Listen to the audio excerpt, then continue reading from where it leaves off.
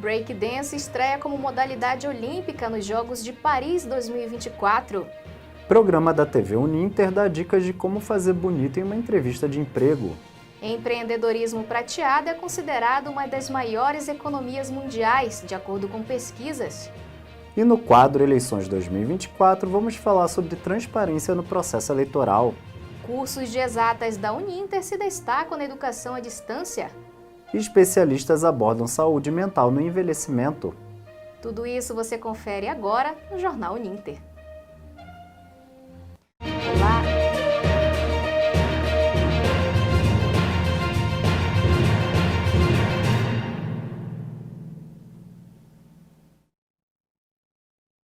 Olá, está começando mais um Jornal Uninter. Olá, sejam todos bem-vindos. E se destacar em uma entrevista de emprego é o desejo de muita gente que busca a oportunidade dos sonhos. Mas uma boa entrevista envolve preparação e pede alguns cuidados específicos para garantir o sucesso na seleção. Para te ajudar a se preparar melhor para esse momento, o programa Talento em Foco separou dicas de como você pode fazer bonito em uma entrevista de emprego. Confira o programa na íntegra no canal da TV Uninter no YouTube. Fazer um curso superior de exatas em IAD parece algo desafiador. Entretanto, os profissionais da Uninter mostram que é possível fazer uma graduação à distância nessa área. Nossa equipe foi conferir como acontecem as aulas de física nessa modalidade. Desde que o ser humano surgiu na Terra, sua curiosidade instiga a querer conhecer mais do mundo. É por meio desta curiosidade que surge a ciência e, com o seu estudo, conseguimos enxergar o mundo à nossa volta sob uma nova perspectiva. Nos tempos atuais, a educação à distância possibilita que o conhecimento possa ser difundido para mais pessoas.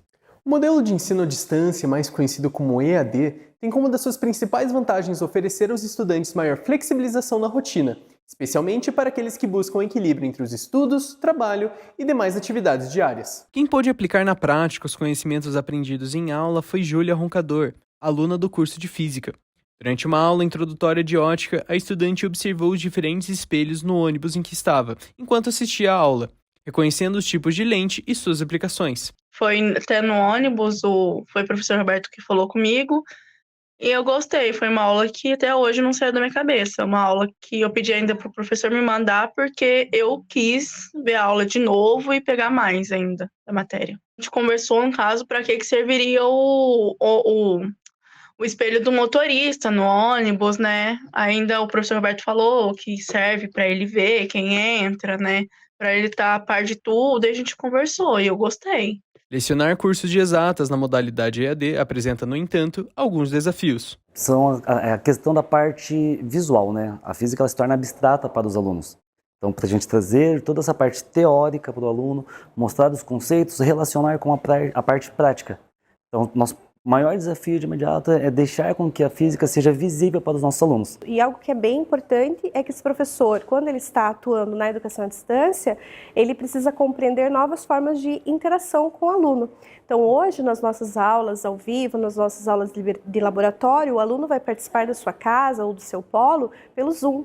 Então, o professor precisa saber como interagir com esse aluno. Além disso, a Uninter se preocupa com a infraestrutura oferecida aos alunos. Bom, a Uninter tem toda uma infraestrutura, primeiro, pela matriz curricular, que é organizada a partir das diretrizes curriculares nacionais, professores de excelência, não só com mestrado e doutorado, mas profissionais que têm experiência na prática e podem ajudar e conduzir os alunos no seu processo de aprendizagem. Então, professores que sabem fazer o ensino.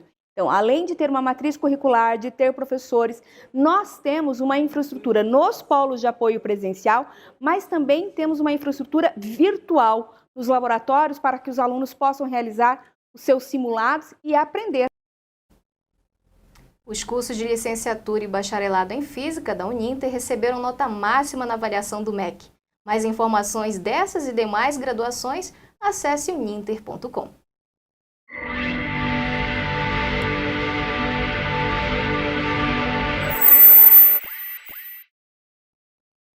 E a lisura no processo eleitoral é indispensável para a maior confiança da sociedade no resultado apurado pelas urnas, principalmente em tempos de disputas eleitorais acirradas. Por isso, no quadro Eleições 2024 desta semana, o tema será Transparência Eleitoral. Nossa equipe está com o especialista em relações internacionais, André Frota, que vai dar mais detalhes sobre esse assunto. Olá, Rafael. Olá, Adriane. Estamos aqui com o professor André Frota e hoje no quadro Eleições 2024 vamos falar sobre a transparência na democracia.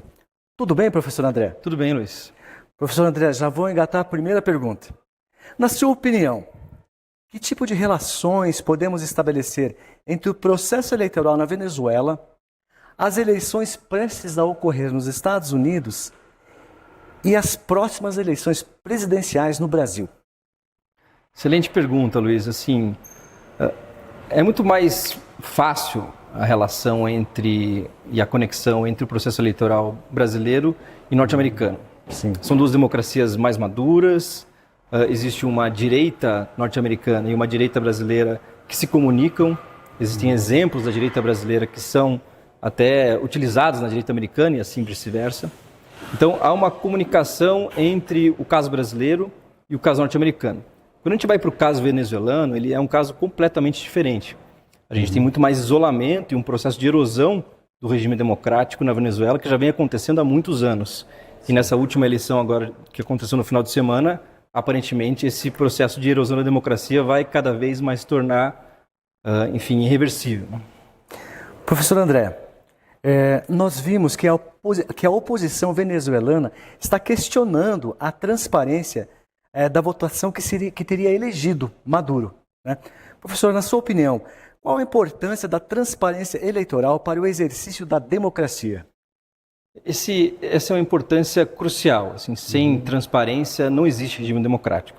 A gente tem que pensar que uma democracia ela se baseia não apenas no exercício do sufrágio universal, que é por onde a gente muitas vezes acaba tendo mais contato com o que seria a democracia. Mas a participação política e especialmente a visibilidade, a transparência e o funcionamento das instituições é um critério mínimo para o funcionamento de uma democracia. Existem vários critérios para a gente entender uma democracia, desde os mais elementares até os mais avançados. Independência da mídia, independência das instituições, um tribunal eleitoral independente, tudo isso compõe o funcionamento de uma democracia madura. Quando a gente pensa na transparência, ela é um dos requisitos que boa parte dos institutos, por exemplo, que avaliam democracia no mundo, como o VEDEM, que é um deles, o Freedom House, que é outro, a transparência faz parte de um dos requisitos pelos quais todas as democracias no mundo são avaliadas.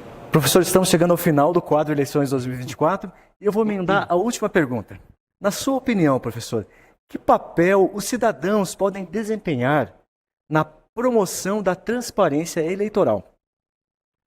Acho que essa é uma pergunta bem importante, acho que ela é crucial para o momento que nós estamos vivendo. A gente pode pensar na ideia de cultura política. Existe uma autora chamada Carole Pateman, é uma filósofa britânica, que ela desenvolve essa ideia da democratização das esferas não políticas. O que significa isso? Significa que quanto mais a democracia fizer parte das várias instituições que nós temos na sociedade, na escola, por exemplo, nas instituições que envolvem qualquer tipo de processo decisório interno, na eleição de determinados grupos, nos partidos políticos, em todos os elementos que nós temos numa sociedade, quanto mais a democracia for pervasiva nisso, mais a gente consegue ter uma democracia madura. E a participação dos indivíduos vai muito nessa direção, de não se limitar apenas ao momento do sufrágio, ao momento do voto. O momento do voto indica o requisito mínimo, mais mínimo da democracia, que é você ir lá votar num candidato, que você possa escolher naturalmente, e que também tenha competição, que tenha oposição e situação. Esse é outro requisito importante. Mas a participação não é só isso. A participação ela pode e deve ser muito maior do que esse momento de você depositar o seu voto na urna. Muito bem, chegamos ao final do quadro Eleições 2024. Professor André, muito obrigado pela sua contribuição. Eu volto com vocês, Adriane e Rafael.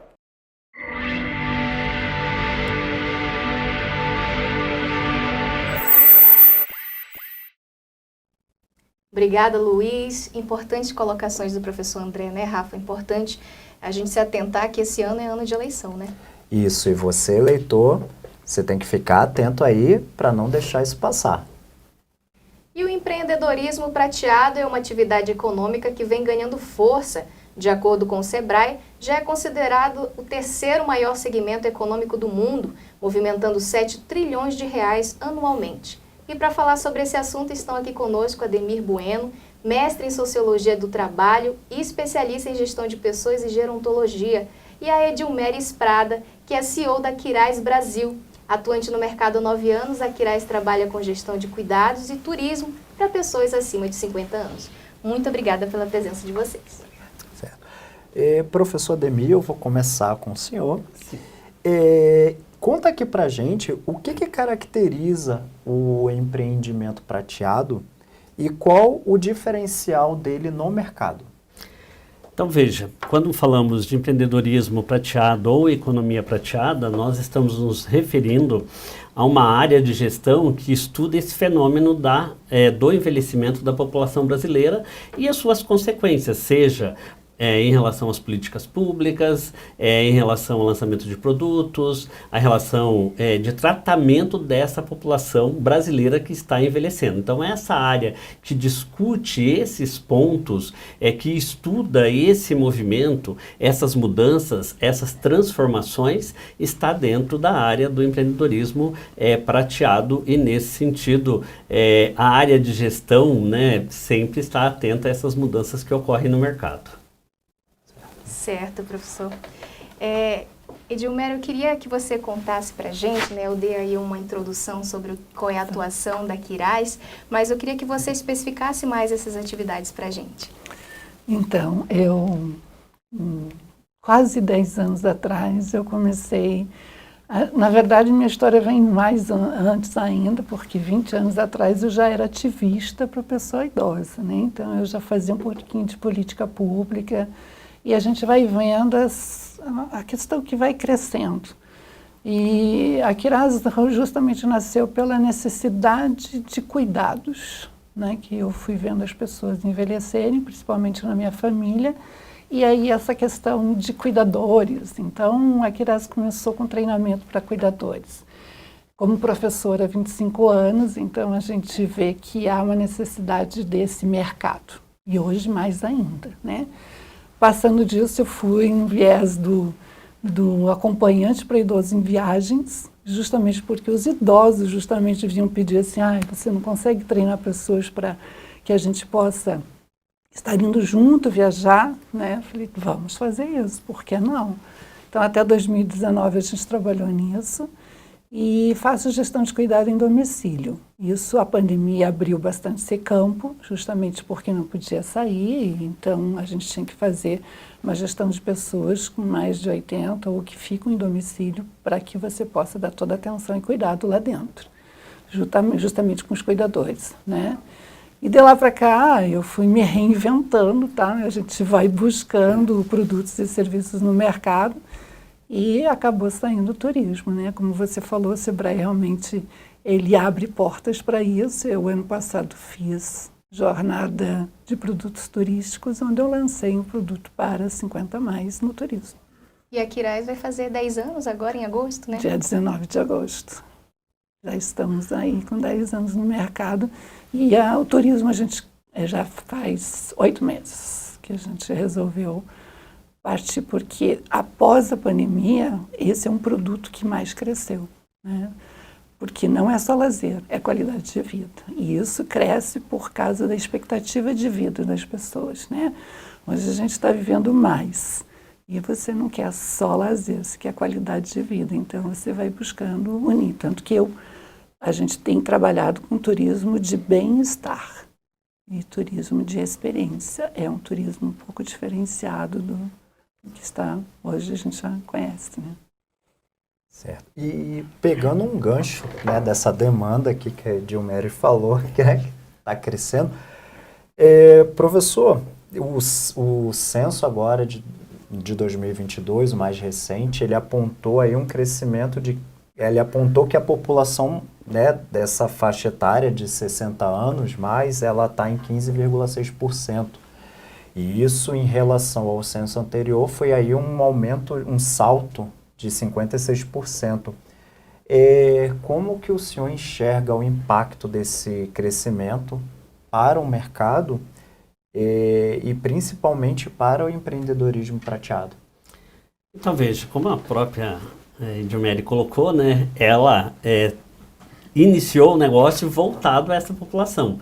E essa é uma tendência, porque se cresce essa população, se aumenta esse número de pessoas na nossa sociedade, elas vêm com novas demandas, seja de acompanhante para viagens, seja de cuidados especiais, sejam de produtos, né, que são diferenciados, têm necessidades diferentes de uma pessoa com 30, 40 anos. Então, esse é um mercado em plena expansão e com grandes oportunidades. Basta o empreendedor, então, ter esse olhar de ver onde muitos veem problemas, enxergar no problema uma oportunidade de iniciar com um novo serviço, de desenvolver um novo produto, de pensar em facilidades para essa grande parte da população, né, e que só crescerá de forma significativa até o ano de 2050 no Brasil. Então, surgem oportunidades de empreendedorismo das mais diversas áreas, desde transporte, produtos, né, serviços especializados que consigam responder a essa necessidade dessa população. Então, o empreendedorismo prateado é esse olhar para essa nova parte da população. E a economia prateada estuda esse fenômeno, né, de produtos, de serviços, de valores que essa população pode oferecer comprando e usando serviços e produtos. Perfeito, professor. Edilmeri, com a sua experiência, né, e falando até sobre empreendedorismo em si, há diferença na forma como os investidores veem empreendedores prateados em relação aos empreendedores mais jovens? Durante todo esse tempo que eu tenho, 20 anos já, falando de envelhecimento e falando de qualidade de vida, a gente, como o professor falou, a gente precisa de inovações, né? Empreendedorismo, a gente tem visto vários movimentos nacionais e internacionais buscando essa questão do empreendedorismo, não só trazendo a pessoa, um sênior 50 mais, né, uma pessoa com 50 mais para o mercado de trabalho, como já fazendo essa questão que hoje a gente já faz, a intergeracionalidade. É trabalhar justamente com esses duas gerações, 3, 4, né, hoje não só o baby boomers, mas a gente já está com várias gerações trabalhando em junto. Eu digo até vivendo junto na mesma casa, né? Hoje a gente pode ter até 5 gerações na mesma casa. E o empreendedorismo sênior, vamos dizer, ele começa a partir dos 50 anos. Hoje ele perdeu-se, né? Ou ele se aposentou, ou ele saiu daquele emprego que ele já tinha há muitos anos, ele se reinventa. Eu mesma fiz um curso de reinvenção no trabalho 60 mais quando eu tinha 50. E por que você não buscar alguma coisa que você quer fazer com um propósito diferente? Como eu disse, já para muitos eu fui catalogada como visionária, né? Mas a gente está vendo essa população crescer cada vez mais. A gente precisa de inovação. Inclusive, em Curitiba, a gente vai ter um congresso brasileiro de gerontotecnologia agora em outubro. E é preciso que a gente tenha produtos, serviços, não só no turismo, mas na questão de moradias, por exemplo. Né? Hoje as pessoas querem morar mais tempo sozinhas, mas quais as tecnologias que nós temos para poder nos servir ali dentro de casa? Até que ponto eu posso usar todas as tecnologias que estão no mercado e o que vem? Robô, né? Tem muitas coisas aí que estão sendo faladas e que a gente tem que... Existem movimentos no Brasil, né? Eu participo do Movimento Lab, que é um movimento nacional, e sou da diretoria do Aging 2.0 em Curitiba. Quer dizer, tem um movimento internacional envolvido nisso também, que a gente está falando de economia prateada a todo momento, de inovação, de pesquisa nessa questão sênior. Obrigado, Edilmeri. E professor, mais um último comentário.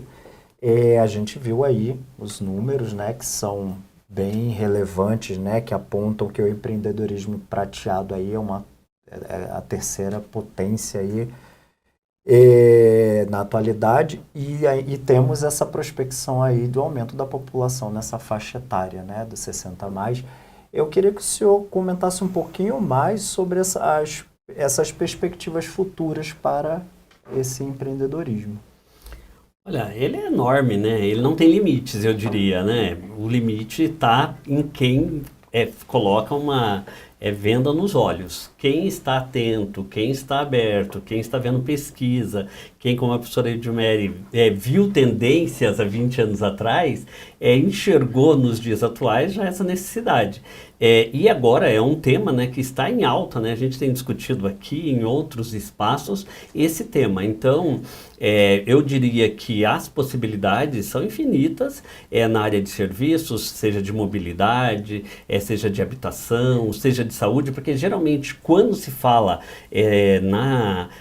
nos 60, nos 50 a mais, só se pensa na área de cuidados e de saúde, né? E não é só isso. Essa é uma pequena parcela, né, da infinidade de serviços que nós podemos oferecer, seja de moradia, seja de transporte, seja de atendimentos nos serviços de saúde público e privado. É bom destacar, né, porque precisa dessas especificidades do atendimento, seja psíquico, seja médico, seja de permanência, casas, né, que recebam essas pessoas durante o dia com atividades, sejam casas de permanência 24 horas, né, hospitais especializados como Curitiba, né, tem o Hospital do Idoso, ou seja, tem oportunidade em todas as áreas e focada em todos os públicos, só para homens, só para mulheres, para ambos, né, o turismo mais do que nunca, né, porque nós temos um grande potencial. Então eu diria que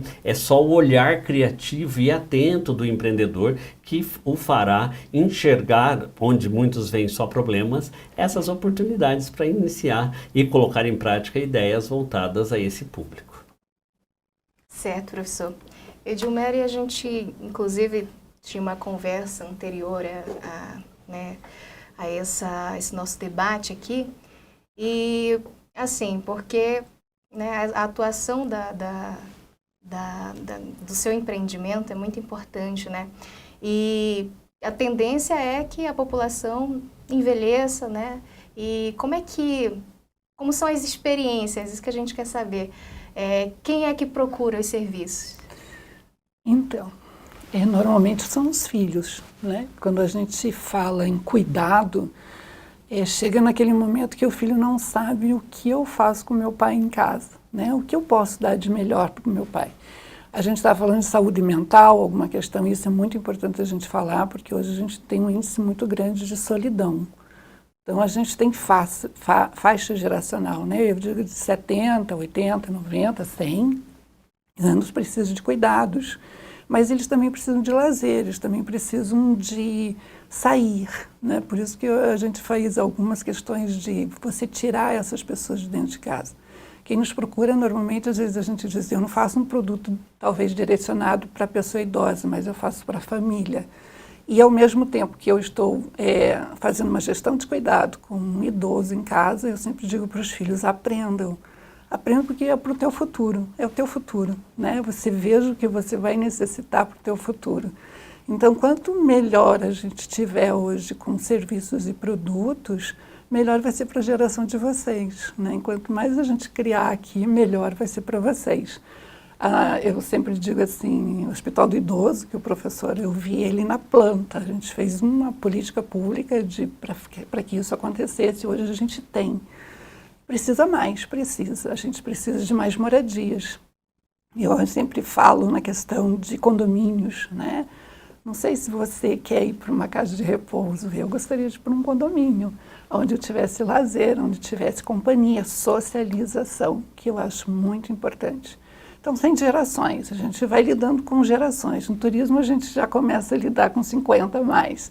No cuidado, a gente começa a lidar com 70, 80 a mais. Então, eu tenho clientes acima de 80. Mas quem me procura são sobrinhos, filhos. E eu sempre vou bater nessa tecla, aprendam com tudo isso que está acontecendo, né? A gente está vendo o público sênior crescer cada vez mais, e amanhã você, né? O professor diz 2050, vocês vão estar, eu não sei se eu vou estar aqui, mas a gente vai estar vendo muito essa questão e vai precisar de muito produto e serviço bom no mercado. Obrigado, professora. Eu gostaria, né, para a gente finalizar a nossa conversa, que você falasse um pouco desse livro, né? Então, a pandemia foi muito, muito boa, né? Porque a pandemia a gente acaba fazendo algumas coisas e eu, Eduardo Ramírez, que é um empreendedor de uma startup aqui de Curitiba chamado Brother, hoje tem a Brother e a Sister, a gente resolveu fazer um levantamento sobre economia prateada e as iniciativas que em 2022 a gente estava participando a nível de Brasil, porque a gente participou de muitas bancas de startup para produtos nessa área. E a gente viu a necessidade de se falar muito, tanto que ano passado nós passamos em universidades falando sobre o circuito da longevidade. Vamos falar mais de longevidade, porque isso é um tema que está crescendo e há necessidade da gente contar para todos como que é. E a gente resolveu falar não só sobre essa questão da economia prateada, né, que todo mundo fala, né, todo mundo agora está vendo, porque existem trilhões no mercado e é um público que viaja, é um público que consome não só lazer, mas medicações, cosméticos e tudo, toda essa área ela ganha com isso. E a gente fez um levantamento, né, de quem estava trabalhando em movimentos sociais, quem estava já fazendo a Maturi Jobs, Laboratec, que faz a questão do empreendedorismo sênior, colocar essas pessoas 50 mais de retorno no mercado, na questão de saúde, quais são as empresas de planos que atendem principalmente a pessoa idosa, e aí a gente descreve em umas 30 páginas de algumas coisas que, se a gente rever, hoje mudou bastante. Eu acho que a pandemia, pós-pandemia, fez abrir um leque muito bom para a longevidade. Hoje, junto com um grupo nacional, a gente já tem falado de uma nova longevidade. O que mais a gente vai falar sobre isso, né? A expectativa de vida está crescendo. Eu falei antes, é justamente isso, a gente encontra fácil 100 anos. Eu, no condomínio onde eu moro, tenho uma vizinha de 101. Né? Então, quer dizer, é muito fácil de você que está cantando parabéns hoje para uma pessoa de 100 anos. É um prazer imenso. E longevidade, gente, é viver mais e melhor. Isso quer dizer, não começa aos 60, começa quando você nasce. A partir do nascimento, você tem que pensar em viver mais e melhor. E feliz daquele que chega a 60, 70, 80, está vendo a vida. Nós vimos uma vida integralmente tecnológica crescer. Então, eu sou muito feliz pelos meus 61 anos que eu vi tudo isso crescer e poder estar atuando no mercado ainda. Excelente. E nós chegamos ao final da nossa conversa. Professor, muito obrigada pelas contribuições. Edilmere. E à medida que envelhecemos, é comum o aparecimento de transtornos mentais, principalmente relacionados à cognição. Por isso, é importante dar atenção à saúde mental. Manter uma rotina de lazer e atividades físicas é essencial para o bom desenvolvimento da mente em qualquer idade. O assunto foi abordado no programa Saúde em Foco e você pode conferir na íntegra no canal da TV Uninter no YouTube. E tem novidade nos Jogos Olímpicos de 2024. O breakdance chega a Paris pela primeira vez, levando a arte de rua para o maior evento esportivo do mundo. São 16 b-boys e 16 b-girls de alto nível participando da competição. Confira mais detalhes sobre a nova modalidade na reportagem de Gabriel Esmanioto. As Olimpíadas de Paris 2024 começaram no dia 26 de julho e trouxeram consigo duas novas modalidades, o caiaque extremo e o breakdance. Essa última traz a inspiração de movimentos de rua e demonstra a renovação que fazem parte dos Jogos. Nos dias 9 e 10 de agosto, começam as disputas das modalidades masculinas e femininas. Embora a prática tenha sua inspiração no hip-hop e no break de rua, a modalidade olímpica traz as suas diferenças. É o que explica o b-boy Oswaldo Serra. As Olimpíadas é uma competição, então tem aquela pressão de competição como qualquer outro esporte, né? E quando você fala do break de rua, ou as cyphers que a gente chama, né? Ou os eventos assim que a gente faz, são algo mais familiar, algo mais tipo, todo mundo se conhece ali, então não tem aquela pressão de uma competição de alto nível, né? Nas Olimpíadas de Paris 2024, a modalidade terá apenas a disputa individual, onde um b-boy enfrenta o outro e os jurados avaliam o desempenho da apresentação. Cada atleta terá 60 segundos para apresentar os passos em cima da música escolhida na hora pelo DJ. Nesta edição, a modalidade conta com 16 dançarinos. As Olimpíadas, como outras competições esportivas, são importantes. No entanto, aquela que dá mais visibilidade a uma determinada modalidade acaba sendo ainda os Jogos Olímpicos. Desta forma, uma modalidade que até então pode ser conhecida como marginalizada, no sentido de andar à margem, ela acaba ganhando um status de institucionalidade a partir do olhar das demais pessoas. Desta forma, pode ser que, à medida que as pessoas olham para o breaking dance no espaço praticado na rua, consigam fazer associações a partir da exibição que esse esporte teve na mídia a partir dos Jogos Olímpicos. O breakdance é um dos 4 pilares do hip-hop e foi criado na década de 70 no Bronx, em Nova York. Foi criado pelas comunidades negra e latina com o objetivo de pacificar disputas territoriais na região. Atualmente, o breakdancing é um estilo de vida para quem o pratica. O breaking é um estilo de vida. Então, quando você entra dentro desse mundo de ser b-boy ou ser b-girl, né, você acaba entrando num mundo que é um mundo de respeito, um mundo de coletividade.